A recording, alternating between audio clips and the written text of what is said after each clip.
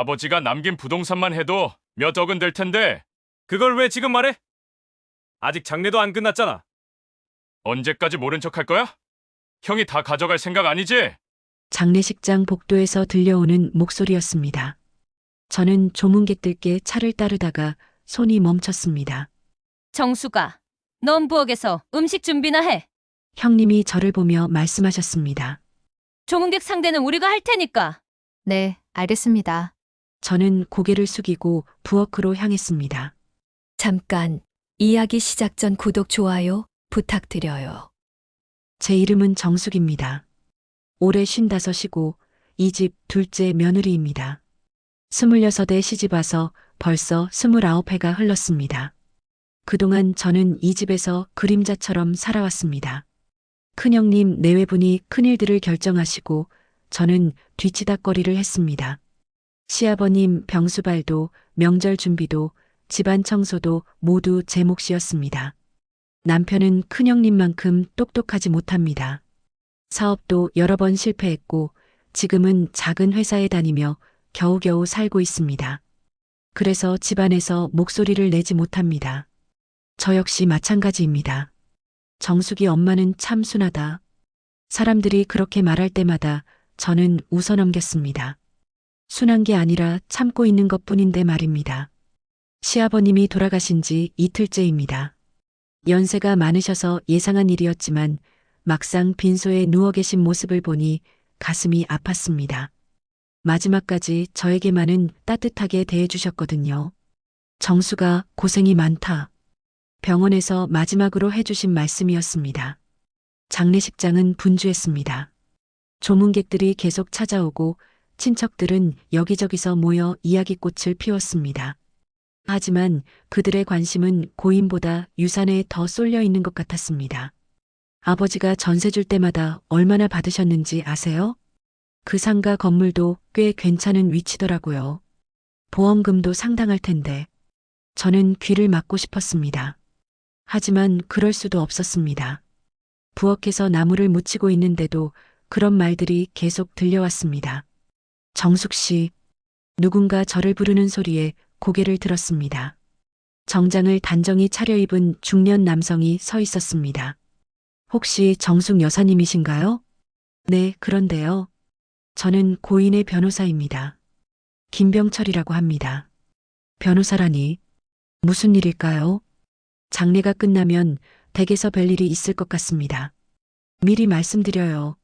저와요? 네. 중요한 이야기입니다.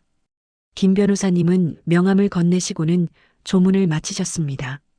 저는 명함을 바라보며 고개를 갸웃했습니다. 저 같은 며느리와 무슨 중요한 이야기가 있을까요? 정수가 뭐하고 있어? 빨리 와서 손님들 안내해. 큰형님의 목소리가 들렸습니다. 네, 지금 갑니다. 저는 명함을 앞치마 주머니에 넣고 부엌을 나섰습니다. 조문객들 사이를 지나다니며 차를 따르고 안내를 하고 필요한 것들을 챙겼습니다. 그런 제 모습을 보며 형님네는 만족스러워 하셨습니다. 하지만 저는 계속 주머니 속 명함이 신경 쓰였습니다. 변호사가 저를 찾는다니 도대체 무슨 일일까요?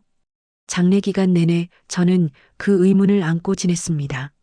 조문객을 맞고 음식을 준비하고 친척들을 응대하면서도 한편으로는 김 변호사님의 말이 머릿속에서 떠나지 않았습니다.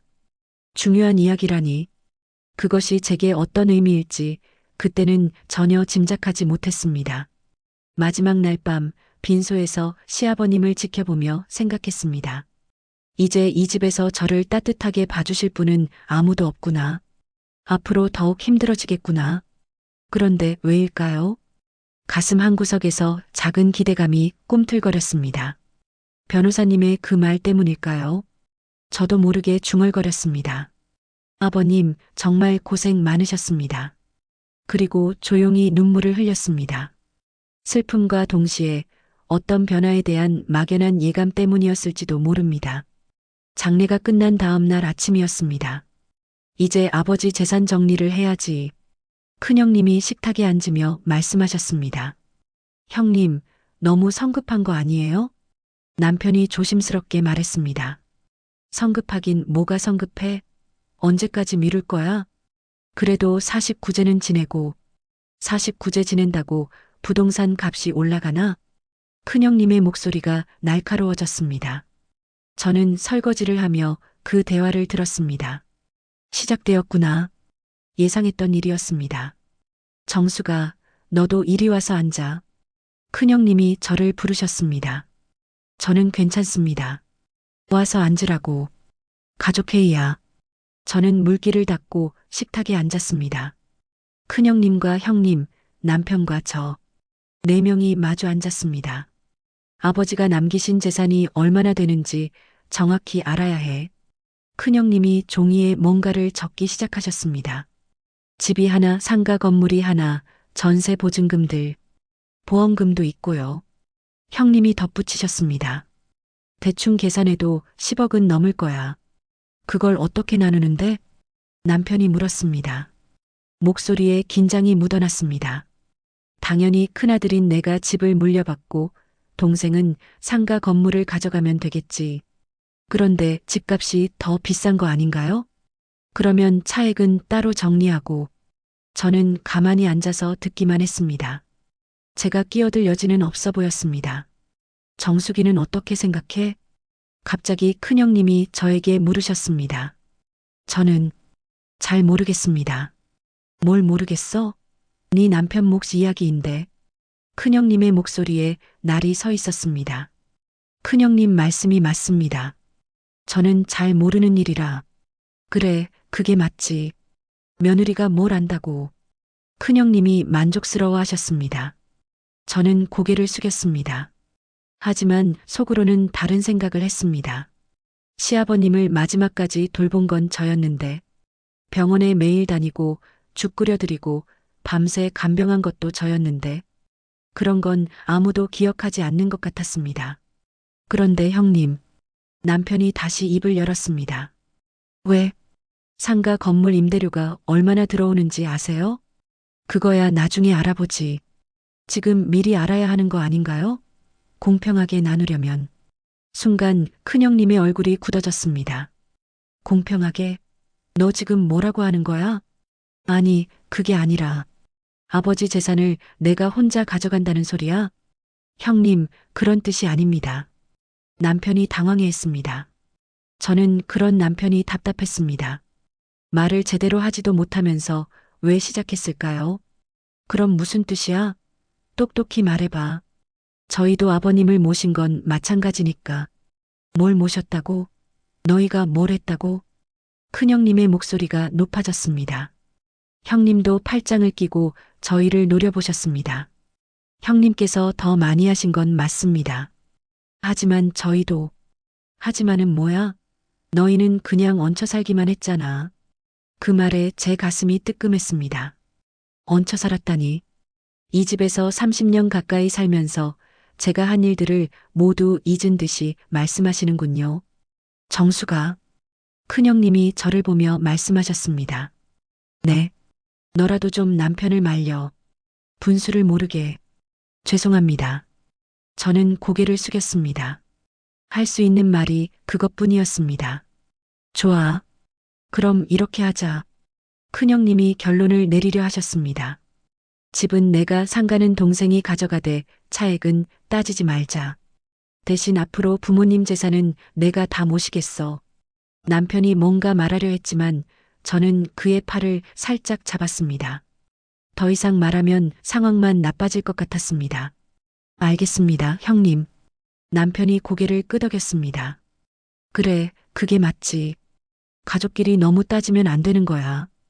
회의가 끝나고 큰형님 내외분이 나가신 후 남편이 한숨을 쉬었습니다. 미안해, 여보. 내가 무능해서. 괜찮아요. 저는 그렇게 대답했지만 속으로는 화가 났습니다. 미안하다고 하면 뭐가 달라질까요?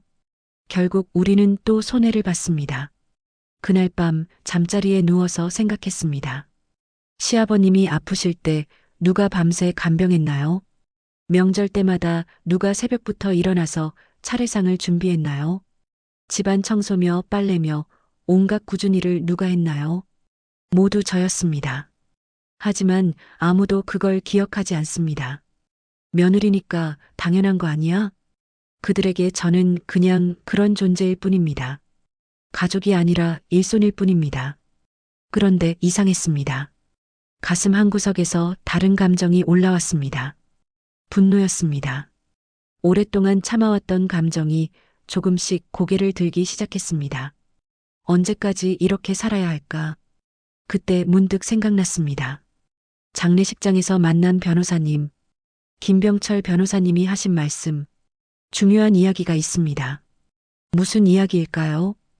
혹시 정말 중요한 일일까요? 저는 침대 옆 서랍에서 명함을 꺼내봤습니다. 어둠 속에서도 하얀 명함이 희미하게 보였습니다. 처음으로 생각했습니다. 이제는 참지 않겠다고, 무슨 일이든 제대로 알고 싶다고, 내일 변호사님께 전화를 드려봐야겠습니다. 다음 날 오전, 저는 김병철 변호사님께 전화를 드렸습니다. 안녕하세요, 정숙입니다. 어제 말씀하신, 정숙 여사님, 기다리고 있었습니다. 변호사님의 목소리가 진지했습니다. 오늘 오후에 댁으로 찾아가겠습니다. 가족분들이 모두 계실 때가 좋겠네요. 가족들이요? 네. 중요한 문서를 공개해야 해서요. 중요한 문서라니. 가슴이 두근거렸습니다. 점심 무렵 큰형님 내외분께 말씀드렸습니다. 변호사님이 오신다고 하세요. 변호사가? 무슨 일로? 잘 모르겠어요. 중요한 문서가 있다고 하시는데. 큰형님의 눈이 번뜩였습니다. 혹시 아버지가 유언장을 남기셨나? 그런 것 같아요. 오후 3시 정각. 김병철 변호사님이 서류 가방을 들고 오셨습니다. 큰형님 내외, 남편과 저까지 4명이 거실에 앉았습니다. 고인께서 생전에 저에게 맡기신 문서가 있습니다. 변호사님이 가방에서 봉투를 꺼내셨습니다. 유언장입니까? 큰형님이 다급하게 물으셨습니다. 그렇습니다. 정식으로 작성되고 공증받은 유언장입니다. 순간 거실이 조용해졌습니다. 모두의 시선이 그 봉투에 집중되었습니다. 그럼 읽어드리겠습니다. 변호사님이 봉투를 뜯고 문서를 펼치셨습니다. 유언자 박종환은 정신이 맑을 때 다음과 같이 유언한다. 제 심장이 빨라졌습니다. 큰형님은 앞으로 몸을 기울이고 형님은 손을 꽉 쥐고 계셨습니다. 첫째, 거주하고 있는 주택은 장남 박대연에게 상속한다. 큰형님이 안도의 한숨을 쉬셨습니다. 예상대로였습니다. 둘째, 상가 건물은 차남 박대수에게 상속한다. 남편도 고개를 끄덕였습니다. 어제 이야기했던 대로였습니다. 셋째, 변호사님이 잠시 말을 멈추고 저를 바라보셨습니다. 셋째, 예금 통장 3개와 보험금 전액은 며느리 정숙에게 상속한다. 네. 큰형님이 벌떡 일어섰습니다. 뭐라고요? 예금과 보험금을 며느리 정숙 여사에게 상속한다고 되어 있습니다. 저는 귀를 의심했습니다. 제게요? 정말 저에게요? 그게 얼마나 되는데요? 큰형님이 목소리를 높이셨습니다. 대략 20억 원 정도 됩니다. 20억 원이라니. 저는 머리가 하얘졌습니다. 말이 안 돼요. 왜 며느리에게 그런 큰 돈을? 유언장은 법적 효력이 있습니다. 고인의 명확한 의사입니다. 큰형님이 변호사님에게 다가갔습니다. 이거 진짜 아버지가 쓴 거예요? 확실해요? 공증인이 직접 확인한 문서입니다. 필적 감정도 마쳤고요. 저는 아직도 실감이 나지 않았습니다. 꿈을 꾸는 것 같았습니다. 이유라도 있어야 하는 거 아닙니까? 큰형님이 따지듯 물으셨습니다. 변호사님이 다시 문서를 보셨습니다. 여기 이유도 적혀 있습니다. 뭐라고요? 평생 나를 극진히 모시고 병간호를 해준 며느리 정숙에게 감사의 마음으로 남긴다. 그 순간 눈물이 왈칵 쏟아졌습니다. 시아버님이 보고 계셨구나. 제가 한 일들을 모두 알고 계셨구나. 아니, 이게 말이 되나요? 큰형님이 소리를 지르셨습니다. 우리가 아버지를 안 모셨단 말이에요? 이상해요. 뭔가 잘못됐어. 유언장에 문제가 있다고 생각하시면 법적으로 이의를 제기하실 수 있습니다. 변호사님이 차분하게 말씀하셨습니다. 하지만 이 문서는 완벽합니다. 고인이 직접 작성하시고 공증까지 받으셨어요. 큰형님이 저를 노려보셨습니다. 네가 뭔가 했지? 아버지를 꼬드겨서. 아닙니다. 저는 고개를 저었습니다. 아무것도 하지 않았어요. 전 아무것도 몰랐어요. 정말로 몰랐습니다. 시아버님이 이런 뜻을 품고 계신 줄은 꿈에도 몰랐습니다. 거짓말하지 마. 20억이 넘는 돈을 그냥 줄 리가 있어? 큰형님의 목소리가 날카로웠습니다. 저는 몸이 떨렸습니다. 정숙 여사님, 변호사님이 저를 보며 말씀하셨습니다. 관련 서류들은 제가 정리해서 전달하겠습니다. 은행 업무는 다음 주부터 처리 가능합니다. 감사합니다. 저는 떨리는 목소리로 대답했습니다. 절대 안 돼. 큰형님이 주먹을 쳤습니다. 우리가 가만히 있지 않을 거야. 법정에서 봅시다. 변호사님은 서류를 정리하며 말씀하셨습니다. 그것은 여러분의 자유입니다. 하지만 이 유언장을 뒤집기는 쉽지 않을 겁니다. 변호사님이 나가신 후 집안은 폭풍이 몰아쳤습니다. 당신 정말 아무것도 안 했어? 남편마저 저를 의심하는 눈빛으로 봤습니다. 정말 아무것도 안 했어요. 저는 억울했습니다. 하지만 동시에 가슴이 벅찼습니다. 시아버님이 보고 계셨구나. 제가 밤새 간병하고 죽 끓이고 빨래하고 청소하는 모든 순간을 보고 계셨구나. 너 때문에 우리 가족이 망가졌어. 큰형님이 저에게 소리쳤습니다. 포기해. 그 돈 포기하라고. 저는 고개를 들었습니다. 눈물을 닦으며 또박또박 말했습니다. 안 돼요. 뭐? 포기 안 해요. 시아버님이 주신 거예요. 그 순간 저는 달라졌습니다. 더 이상 고개 숙이지 않겠다고, 더 이상 참지 않겠다고 마음먹었습니다. 30년을 참고 살았습니다. 이제 그만하겠습니다. 시아버님이 주신 마지막 선물이었습니다. 저에 대한 인정이었습니다. 절대 포기하지 않겠습니다. 일주일이 지났습니다. 그 사이 집안은 전쟁터가 되었습니다. 큰형님 내외부는 매일 찾아와서 저를 압박했습니다. 포기하라고, 돈을 나누자고, 가족이 원수가 되면 안 된다고 했습니다. 하지만 저는 흔들리지 않았습니다. 정수가, 이리 와서 앉아. 큰형님이 오늘도 저를 불러 세우셨습니다. 형님, 마지막으로 한 번 더 말한다. 그 돈 포기해. 저는 천천히 고개를 들었습니다. 안 된다고 말씀드렸잖아요. 왜 안 돼? 이유라도 있어? 이유가 있어요. 저는 숨을 깊게 들이쉬었습니다. 30년 동안 하고 싶었던 말들이 목구멍까지 올라왔습니다. 시아버님이 돌아가시기 전 3년 동안 누가 매일 병원에 다녔어요? 뭐? 치매로 고생하실 때 누가 기저귀 갈아드리고 몸 씻겨드렸습니까? 그건 밤새 잠 못 자고 간병한 사람이 누구예요? 큰형님이 말문이 막히셨습니다. 정수가 그런 건 며느리가 당연히. 큰형님이 말하려 하셨지만 저는 계속했습니다. 당연하다고요? 정말 당연한 일이었을까요? 저는 하나하나 차근차근 말했습니다. 시아버님이 중풍으로 쓰러지셨을 때 형님은 출장 중이셨죠. 한 달 동안 병원에서 잠을 잔 사람이 저였습니다. 그때는 어쩔 수 없다고요? 그럼 지금 제가 이 돈을 받는 것도 어쩔 수 없는 일 아닌가요? 큰형님의 얼굴이 붉어졌습니다. 폐렴으로 중환자실에 계실 때도 마찬가지였죠. 형님 내외부는 하루 한 번 오셨지만 저는 매일 12시간씩 지켰습니다. 우리도 일이 있으니까. 저는 일이 없었나요? 집안일, 빨래, 청소, 밥 짓기. 그것들은 일이 아닌가요? 저는 목소리를 높이지 않았습니다. 차분하고 또렷하게 말했습니다. 명절 때마다 새벽 4시에 일어나서 차례상을 차린 사람이 누구죠? 그건 다들 함께요? 형님은 아이들 재우신다고 먼저 주무시고 큰형님은 술 마시고 늦게 들어오셨잖아요. 큰형님이 버럭 소리쳤습니다. 지금 우리를 나쁜 사람으로 만들려고? 나쁘다고 한 적 없어요. 사실을 말하는 거예요. 저는 계속했습니다. 시아버님 옷 빨래하고, 약 챙기고, 병원비 계산하고, 그런 일들을 30년 동안 한 사람이 저였어요. 그런 건 며느리 도리지. 큰형님이 소리쳤지만 저는 흔들리지 않았습니다. 도리라고요? 그럼 아들 도리는 뭔데요? 우리가 뭘 안 했다고. 했다면 구체적으로 말씀해 보세요. 순간 거실이 조용해졌습니다.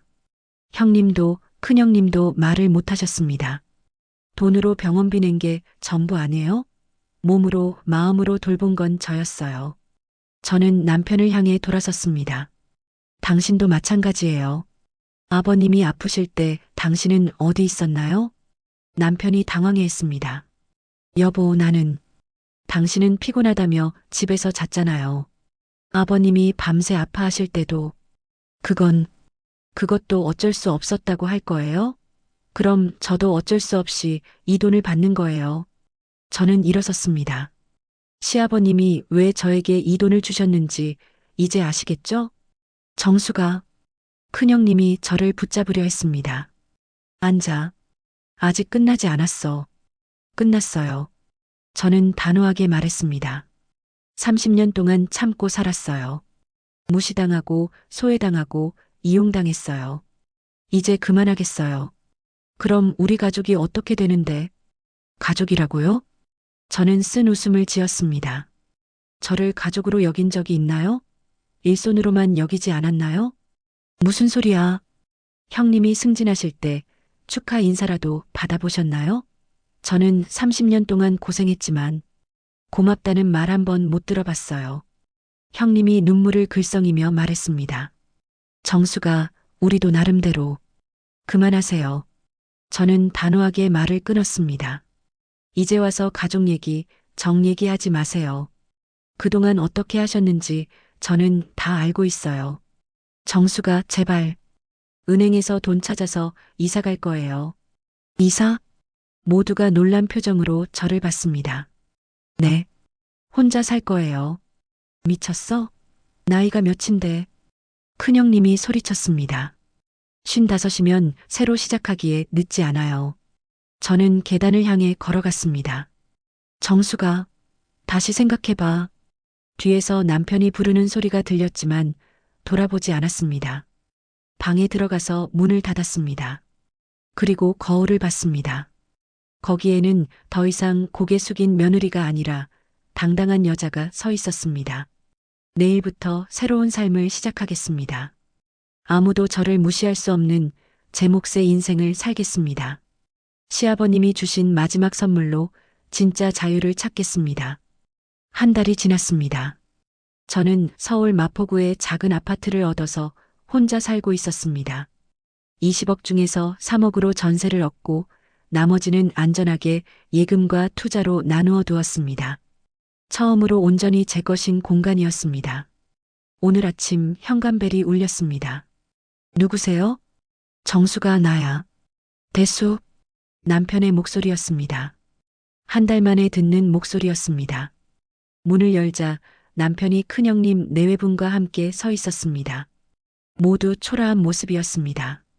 들어오세요. 저는 차를 끓이며 그들을 맞았습니다. 예전처럼 어색하거나 위축되지 않았습니다. 그들은 한동안 말을 못했습니다. 그러다가 큰형님이 입을 열었습니다. 정수가, 네, 우리가 잘못했다. 놀라운 말이었습니다. 큰형님께서 잘못했다고 하시다니. 형님도 많이 힘드셨을 거예요. 사실 저는 그들의 사정을 알고 있었습니다. 큰형님은 사업이 어려워져서 집을 담보로 대출을 받으셨다고 들었습니다. 상가 건물도 임대료가 많이 떨어져서 남편이 고민이 많다는 것도 알았습니다. 부동산은 있지만 당장 쓸 현금이 없어서 어려우신 거였습니다. 정수가, 형님이 저를 불렀습니다. 목소리가 많이 작아져 있었습니다. 정말 미안해. 그동안 너를 너무 함부로 대했어. 괜찮아요. 저는 진심으로 그렇게 말했습니다. 이제 더 이상 화가 나지 않았습니다. 우리가 너한테 얼마나 의존했는지 이제야 알겠어. 형님이 눈물을 글썽이며 말했습니다. 너가 없으니까 집안이 돌아가지 않아. 아무것도 제대로 안 돼. 남편도 고개를 숙이며 말했습니다. 여보, 나도 미안해. 그동안 당신을 너무 당연하게 생각했어. 저는 그들을 바라봤습니다. 진짜 후회하고 있는 것 같았습니다. 다 지나간 일이에요. 정수가, 큰형님이 조심스럽게 말했습니다. 돈은 그대로 가져. 우리가 욕심을 부린 거였어. 고맙습니다. 대신 다시 집에 와서 살 수는 없을까? 그 말에 제 마음이 잠시 흔들렸습니다. 30년을 함께 산 가족이었으니까요. 하지만 저는 고개를 저었습니다. 안 돼요. 정수가, 형님 말씀 고맙지만 저는 이제 혼자 살고 싶어요. 형님이 울음을 터뜨렸습니다. 정수가, 제발. 우리가 잘못했어. 다시 기회를 줘. 저는 마음이 아팠습니다. 하지만 단호했습니다. 지금까지 30년 동안 남의 인생을 살았어요. 이제는 제 인생을 살고 싶어요. 남편이 저의 손을 잡으려 했습니다. 여보, 우리 다시 시작해보자. 저는 손을 빼며 말했습니다. 이미 시작했어요. 제 새로운 인생을요. 그들은 더 이상 말하지 못했습니다. 저의 의지가 단단하다는 것을 알았기 때문입니다. 가끔 연락은 드릴게요. 그리고 명절 때는 찾아뵐 수도 있어요. 정말? 큰형님이 희망에 찬 눈으로 저를 봤습니다. 네. 하지만 예전처럼은 안 돼요. 손님으로요. 그들이 돌아간 후 저는 베란다에 나가 바깥을 내다봤습니다. 햇살이 따뜻했습니다. 봄이 왔습니다. 요즘 저는 새로운 일들을 하고 있습니다. 오랫동안 하고 싶었던 요리 클래스를 듣기 시작했고 동네 복지관에서 봉사활동도 합니다. 같은 나이 또래 여성들과 친구도 사귀었습니다. 정숙 씨, 진짜 달라졌네요. 복지관에서 만난 순희 씨가 말했습니다. 처음 왔을 때랑 완전 다른 사람 같아요. 그때는 너무 조용하고 눈치만 보더니. 맞습니다. 저는 달라졌습니다. 더 이상 누구 눈치를 보지 않습니다. 제가 하고 싶은 말을 하고 하고 싶은 일을 합니다. 다음 달에는 제주도 여행을 갈 예정입니다. 혼자서요. 살면서 처음으로 혼자 떠나는 여행입니다. 저녁이 되어 집에 돌아왔습니다. 조용한 집이지만 외롭지 않습니다. 오히려 평화롭습니다. 저녁을 간단히 먹고 책을 읽었습니다. 예전에는 시간이 없어서 못했던 일들을 하나씩 하고 있습니다. 시아버님 사진을 보며 생각했습니다. 아버님 고맙습니다. 시아버님이 저에게 주신 건 단순히 돈이 아니었습니다. 자존감이었고 자유였고 새로운 삶의 기회였습니다. 그분은 마지막까지 저를 보고 계셨구나. 제가 얼마나 힘든지, 얼마나 외로운지 알고 계셨구나. 이제 저는 압니다. 진정한 가족이 무엇인지, 진정한 사랑이 무엇인지. 혈연이라고 해서 모두 가족이 되는 건 아닙니다. 서로를 존중하고 아껴주는 사람들이 진짜 가족입니다. 나이 55에 깨달은 진실입니다. 창밖으로 별이 보입니다. 예쁜 별들이 반짝이고 있습니다. 내일은 또 어떤 새로운 하루가 될까요? 기대됩니다. 이제 제 인생의 주인공은 저입니다. 더 이상 누구의 그림자가 아닙니다. 시아버님이 주신 선물로 저는 진짜 자유를 찾았습니다. 그리고 행복을 찾았습니다. 긴 이야기 시청해 주셔서 감사합니다. 구독, 좋아요 부탁드려요. 모두 건강하세요.